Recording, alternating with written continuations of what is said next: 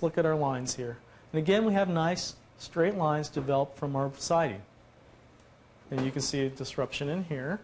The building's obviously leaning to one side. Okay. The windows are, and the framing of the window is also disrupted here. Okay. You can see the lines are no longer straight. This house, if you were to look down the side, if you were standing at this corner and looking this way, there would be a wave to the house. All right? Okay. Let's take a close look at this. All right. What do you guys see?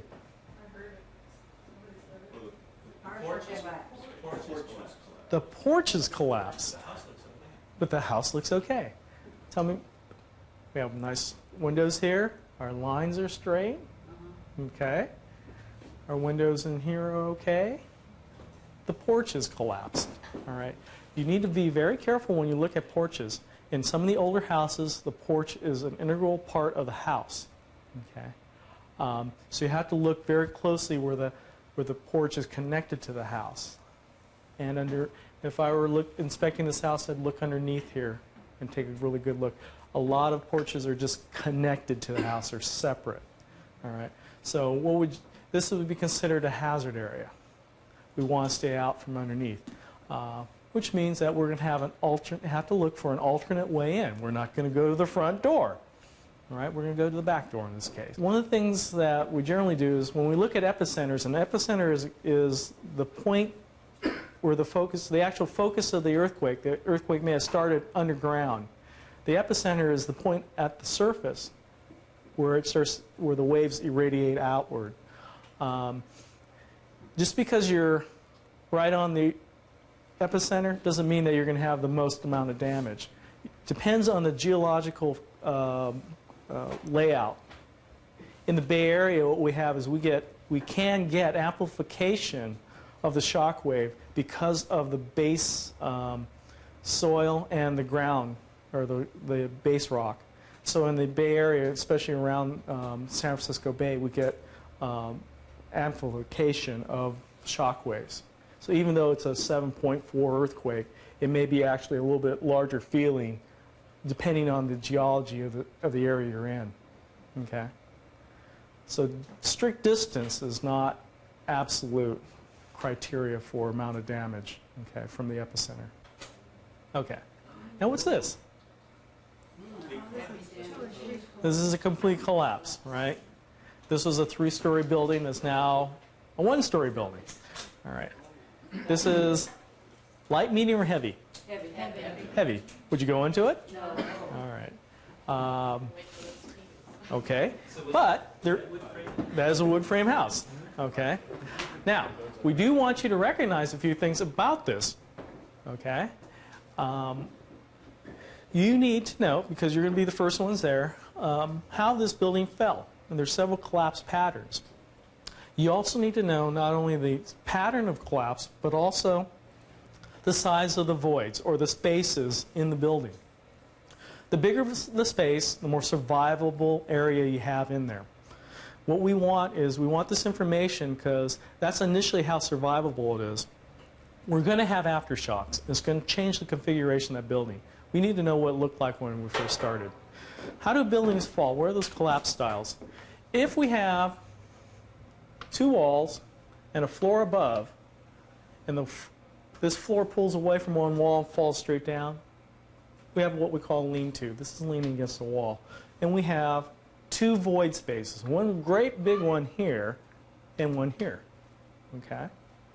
If we have 2 walls again and a floor across the top, and it breaks right in the center, we have a V. And we have 3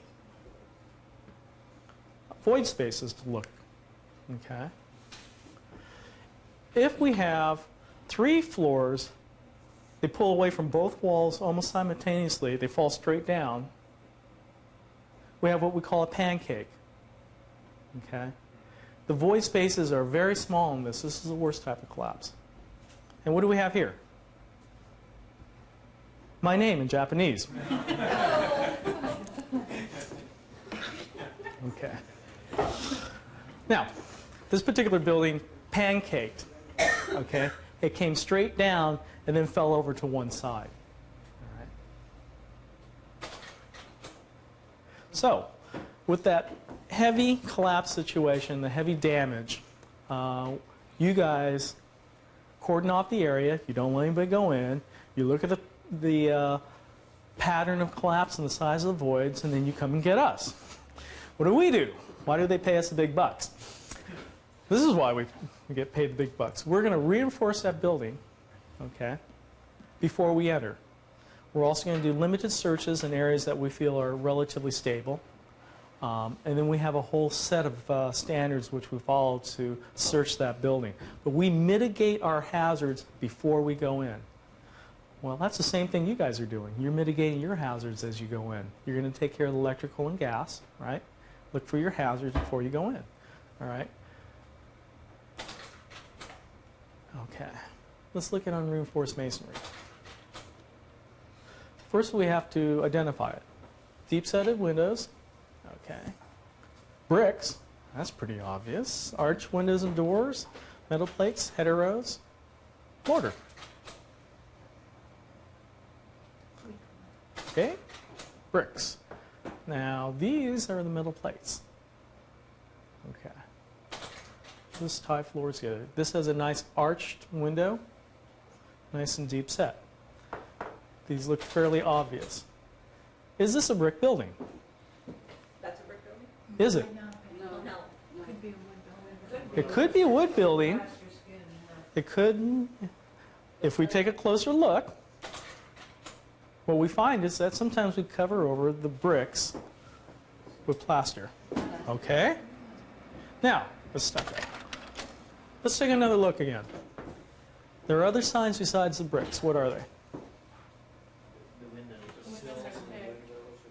The deep set windows. The gingerbread is... See these metal plates here? And we have metal plates here and here. Oh, that shows that it's... Those are the telltale signs. Yeah. So nice deep set window. You might see the arches. Now the other things that you might look for is this. See these patterning here is nice and straight. Those are the bricks, right? Okay. So even though it's covered over with plaster, there are telltale signs. Okay. Question? Are those metal plates the result of attempts to reinforce, or are they, or repair? Both. They are reinforcement in some cases, or just the way the building was built in the first place. Okay. What they do is they tie these. You have a wall, two walls on either side, and you have to bolt onto a floor in between there. Okay. And then when they reinforce the building, they'll put more bolting through, and then on the inside they'll do a number of different things. They'll put X-bracings. There's a number of ways of reinforcing the building. Okay. All right. And we do have brick buildings. Again, nice arches. Okay.